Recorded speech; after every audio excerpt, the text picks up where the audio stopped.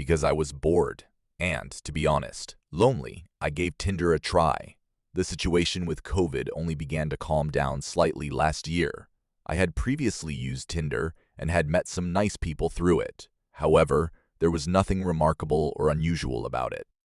I met this blonde girl named Haley the last time I used Tinder, and she is the reason I will never again use a dating app. I met up with her because at first glance she appeared to be fine. I found her attractive, and I yearned for a meaningful relationship. We got along well and decided to hang out. Let me tell you right now that everything went completely insane. You hear these horror stories about people meeting up with strangers they met online, but you don't take them too seriously because you think it's highly unlikely that this will ever happen to you. That's what I believed, at least. Instead of going out to eat or seeing a movie, as I had anticipated, she wanted to hang out at my place. She insisted, to be more precise. To prevent us from meeting at my house, I made up a story. The truth is that I was sick of the chaos at home and needed some fresh air and exercise more than anyone else. However, she put it quite plainly, saying that we couldn't hang out anywhere other than my house. This should have been a warning sign, and perhaps it was, but I didn't give it enough weight at the time. She was attractive, and I needed company. She probably used that to her advantage, given that she was aware of it. I gave in and invited her over eventually. We agreed on a time, and it gave me just enough time to tidy up the house, take a shower, and get dressed. She let herself in after texting me to let me know she had arrived. It was very uncomfortable at first, and I noticed right away that she didn't look exactly like her Tinder profile photo.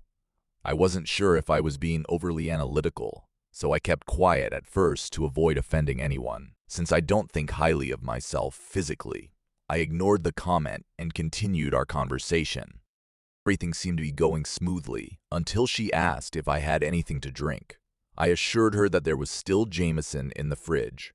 When I returned from the bathroom, she was relaxing on the couch with her drink. I found a drink she had made for me on the coffee table. I reached for a beer from the fridge, even though I didn't feel like drinking. After 3 or 4 beers, I caved and had the mixed drink. She was insisting on getting me to drink. Despite her best efforts, I was on the fence about committing. While in the restroom, I became paranoid that she had tainted my drink with something. After consuming it, I felt off, but I attributed it to intoxication and excessive thought. The strangeness of the situation begins now. My last conscious moments were spent on the couch with an odd sensation. I felt dizzy and passed out. Fearful, I found myself lying on the floor of my bedroom. My head was still spinning from the drugs she gave me, but I gradually realized that something was wrong. I was bruised all over, and in a lot of pain all over. My arms and stomach were covered in deep cuts and puncture wounds. Blood was all over my room, including the walls, floor, and mattress. I felt like my chest was closing in on me. My televisions, jewelry, and over $20,000 in cash were all stolen by her. She had completely trashed and vandalized my home. A disturbing wound had been made in my stomach, and my blood had been used to draw a pentagram on my bedroom wall.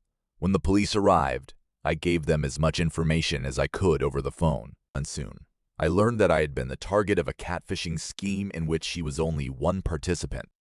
No one who did this was ever apprehended. Since relocating a few months ago, I feel much more secure in my daily life. I feel safe in my home because I installed security cameras and an ad alarm. Your life may depend on it.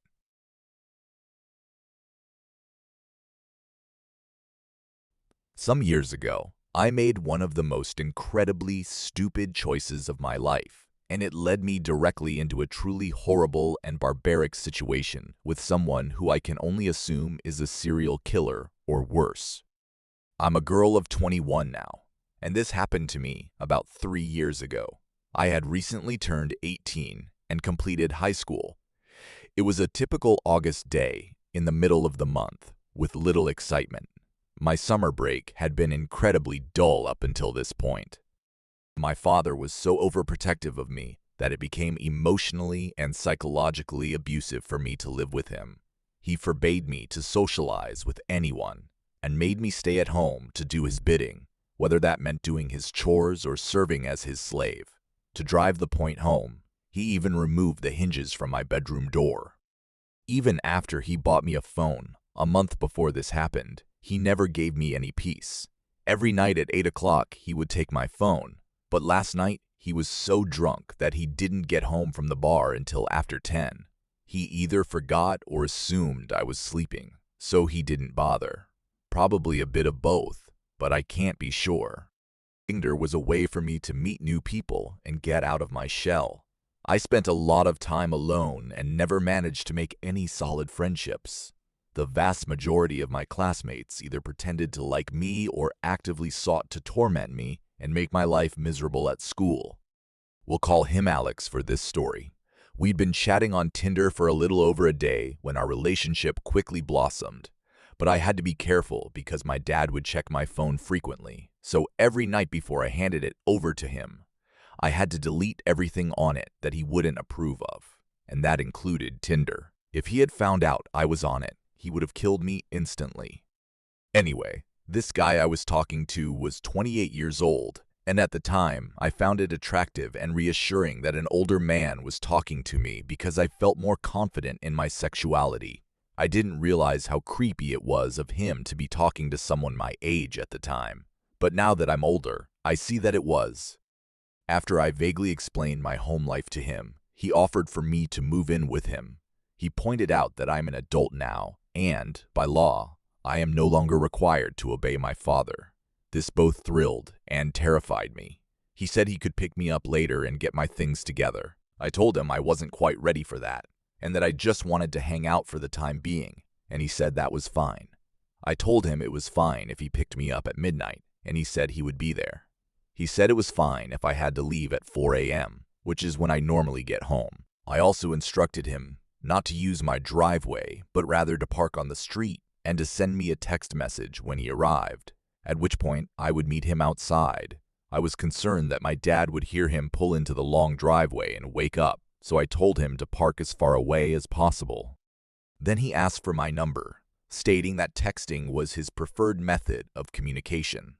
I gave it to him, but I warned him that he shouldn't text me after 8 o'clock unless there was a special reason. He agreed after learning that I was familiar with my dad. Alex arrived at around 12:05, and he texted me to let me know he was outside, as I had requested. I replied to his text saying that I'd be leaving in a few minutes. Without Alex's presence, I quietly left my room and made my way down the driveway. My dad has a pretty long driveway, and there are trees on either side of it that extend to the end of the road where the mailbox is located. I found it odd that there was no sign of his car's headlights, but I reasoned that, given what he knew about my dad, he probably wanted to keep a low profile and avoid arousing suspicion. About halfway to the road, I heard a hushed conversation as I walked down the driveway. For a while, I just sat and listened. Then I heard a man laugh out loud, quickly quiet down again, and resume his hushed whispering. I began walking again, this time very slowly, and eventually got within 20 feet of the person I thought was Alex. After a while, I was able to make out some of the conversation, and I concluded that he was on the phone because he was talking to someone, but I couldn't hear anyone responding. I'll admit that I listened in without permission. It's not my usual practice, but I think you can understand why my guard was up in this situation. I'm so relieved that I did, because if I hadn't, I probably would have died upon hearing the most revolting and disturbing thing that has ever crossed my ears. When he finally got through to me, he started bragging on the phone about how he was waiting for me and how he was going to rape the out of me and keep me alive for as long as possible. When I heard this, I nearly threw up and made a bit of a racket, so much so that Alex seemed to have gone eerily and suddenly quiet. I considered making a break for it back inside, but decided that hiding was my best bet. Backtracking toward the house, I veered sharply to the right into the woods and ducked into a hiding place I was familiar with. I figured I was safe for the time being. There was complete silence for about 5 minutes before I received a text message. It was Alex's message. He inquired, "Where are you?" Naturally, I disregarded it and eventually silenced the ringer.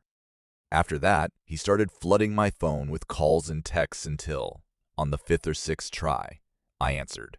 Answering the phone seemed like a better option, so I made up a story about why I couldn't make it tonight and how sorry I am, suggesting that we schedule another hangout for another time. But he didn't buy it. He probably realized I was onto him. His true colors emerged when he became visibly angry with me and made an effort to shame me by claiming I had wasted his time. He began cursing at me and telling me how horrible I was and how no man would ever love me. Then he said something that made me feel genuinely terrified. "I've been to the place you call home," he said. "Keep that in mind. I pray you have a restful night, sweetie." To be continued. Then he ended the call and hung up.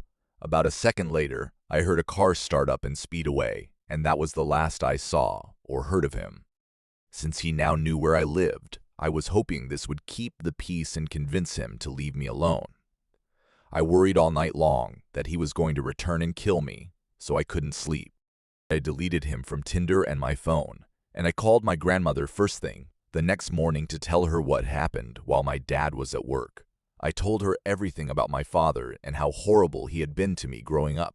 She picked me up, and neither of us mentioned anything to my dad. Even though my grandmother knew my father was a horrible person, she had no idea how awful he was to me at home. For a long time, I held back from telling anyone, but it ended up being the best choice I've ever made. Now that I've found what makes me happy, my girlfriend and I are making plans to move in together. Things have been going smoothly, and I've been feeling better and stronger every day. I called the police, but they said there was nothing they could do without proof, so I was hopeless. If Alex is indeed his real name, he is almost certainly still at large and wreaking havoc on innocent people.